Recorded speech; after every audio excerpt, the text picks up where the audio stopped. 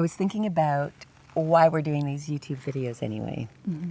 And I think, why are we? Why am I on camera right now? No, you don't even like it. And really the resistance between the two of us back and forth over we should, we shouldn't, we should, we shouldn't. And here we are. We've launched this channel on YouTube, which isn't really our style. Our style was creating workshops and events that we would advertise and bring people together. And over the course of the last, 5 years, maybe even more, those numbers that we could draw in started to dwindle. It started to become difficult to reach people and difficult to get people to come together for a variety of different reasons. I mean, I would say 6 years. We could point our started fingers. at the pandemic. I was just going to say. Yeah. Yeah, it did really start then. Yeah. And yeah, we could point our fingers, yeah. At a lot of different whys, right? Possibilities, yeah. And so here we are, not what we wanted to be doing, creating YouTube and not what would be our perfect ideal scenario. Not our ideal scenario. Just you and me and on as a screen. Were hiking up here, we're having a conversation about how there appears to be a difference in the younger generation and their maturity out in the world. Mm-hmm. And we started asking ourselves the question, is it because they're on computers or devices? And so instead of being out in the world and bumping up against challenges and having to problem solve, mm-hmm. when we're on a device, we really don't have that. It's all very, like maybe we're gaming and problem solving in a game, but comparatively hanging out with our friends and somebody pisses me off and we can just course correct online and at the drop of a hat whenever we want to. And never really have to deal with, Colette hasn't been talking to me for a week now, and what am I going to do about that? When I see her outside on the street. Right, and we're going to bump into each other and we have to hash it out. Now people can avoid that. Right. That kind of thing. Even hiking in the woods, and we went camping this weekend, and I forgot a backpack. And in my backpack, the things I forgot, we've talked about this before, was cables for my phone, a book that told us where to bike. Oh, dear. Right? A map of where to camp. Mm-hmm.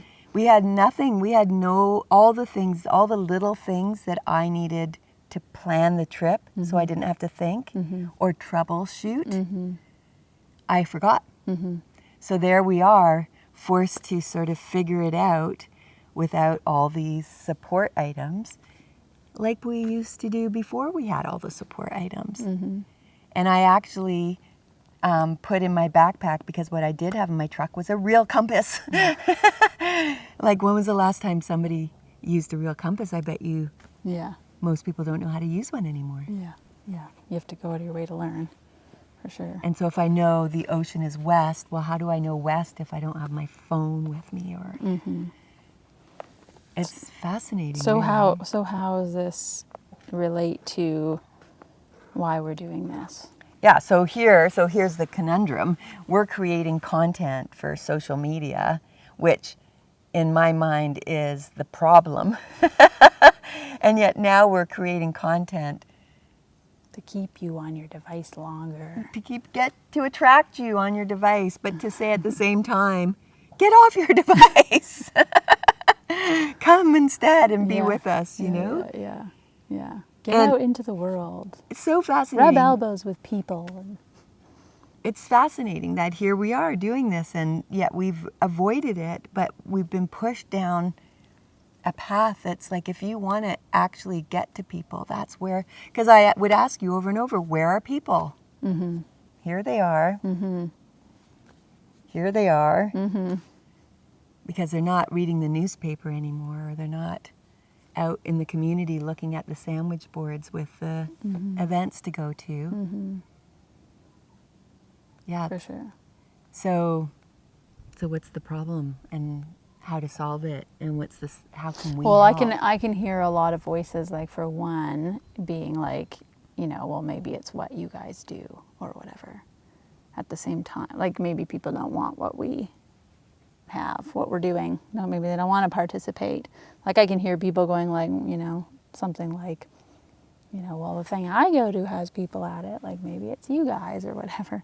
But like we know at large that that it isn't just us, like that there's, all around the same time, like volunteer organizations, having the most plummeting numbers ever, and and like shutting a lot of doors, a lot of things ended that had always just been populated by people getting together and being in service or doing what they love to do, or and yeah, like a lot of things have closed. And there's less of them. There's less of the stuff that people would go to, like a bunch of strangers come together and do something. And so it's like not, there's more, it's far more than just us and what we do. And interesting because that was happening rampantly after the pandemic, right? Like it was like, like what did we lose? We lost like big volunteer organizations shut down. Tupperware, for goodness sakes, disappeared. Like Sears closed, like all these mainstays in our culture. And I don't know if you're like me, but I've forgotten about that. Like I've accepted the new normal. New normal. Yeah. Which is this lifestyle that I have to really ask is, what are we missing? And when were we ever delivered the message, how much time you spent on your screen this week? Like, and now we have phones that track it, right? that's what I mean. Like we're delivered that message regularly. Like you have, if you have the setting on, your phone will tell you every Sunday what your screen time is. Right. Like and when in my life have I ever using. been told that? Like when has that ever been broken down for me? Right, and I was my kids are, in their 40s, young 40s, and they have kids who are 9 years old, who are saying to their parents, "Mom, Dad, get off your phone. You said we weren't going to have any phones." So their kids that don't have a device are calling out their parents because they're trying to interact with their parent while their parent is trying to sneak another hit on their phone. They're not doing anything that's important, really. Like, and then I noticed that they're on several group chats. I know you have several group chats, right? And you'll say to me like, "Oh, don't text me. Everyone's always texting," because you're on so many group chats. Yeah. So how often that happens in your day? Yeah. That you get another ping, oh, that's that group chat, or a ping, and that's that one. And Yeah. and we just take it for normal. Right. And what about a day where there's none of that? And so what's the long term, I guess the question in the Rumble is like, what's the long term effect of this? What happens if we follow this trajectory and we have a world that's disconnected? I remember my older granddaughter, she's 14, and she said, "Grandma, they're strangers. I don't talk to strangers." And I'm like, wow, I do not want to live in a world where we don't talk to strangers. Where you only ever know the people you know. And you don't ever get to know anybody else. And that if they're That's a weird thought. right? And if you don't know them, you don't talk to them. I said, well, I don't want to be a part of that world. I want to be a part of a world where I make an assumption strangers are my friends first. Yeah. And what if the world is not connected in that old-fashioned way, but it's a different, like it is. If everything is online, it's just a totally different kind of connection. Yeah. But not one that we've like psychologically evolved toward. Maybe one day we'll catch up. Maybe, and then wouldn't we be called Luddites, right? Yeah. The ones that are wanting to hold Dragging on to our nature's. heels. And yet I don't know. That's not true. I know one person, but I mostly don't know people who, when we bring them out to nature, that don't say, "Oh, it's so beautiful." But you don't know what you're missing if you never go. Right. If you never take a moment to turn your phone off and have a day without it, uninterrupted, and just putter around your house or go out and putter around the neighborhood. And so here we are, and the question, creating content On the device. on the device, with the device. I'm Hypocritical. Hypocritical, that's the word. Hypocritical. Yeah, but also no, because it's a really complex, it's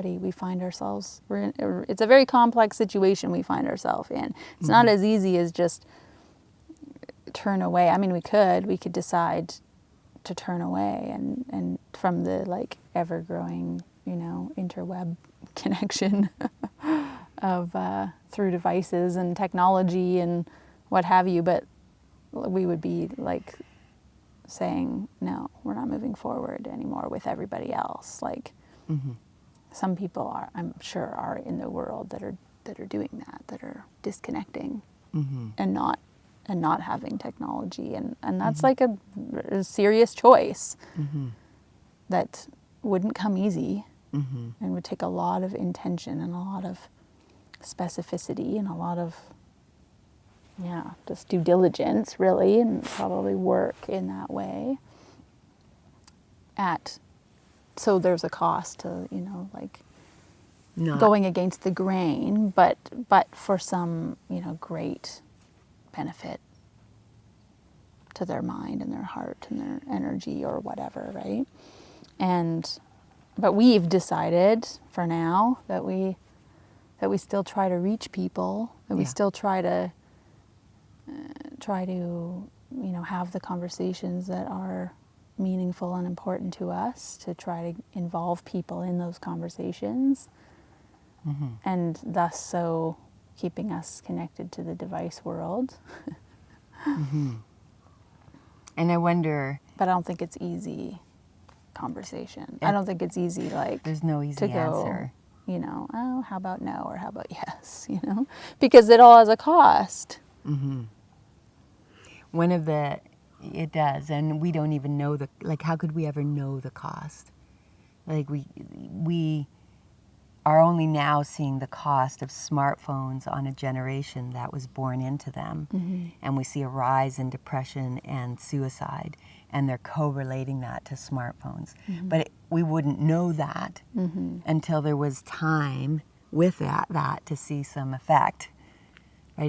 You can't predict. Yeah, it's all in hindsight for sure. And one of the thoughts, if you zoom out even from it as a human race, and we look at if we talk evolutionary of species, whether it be plant life or animal life, and how species evolve according to adjusting to the environment around themselves.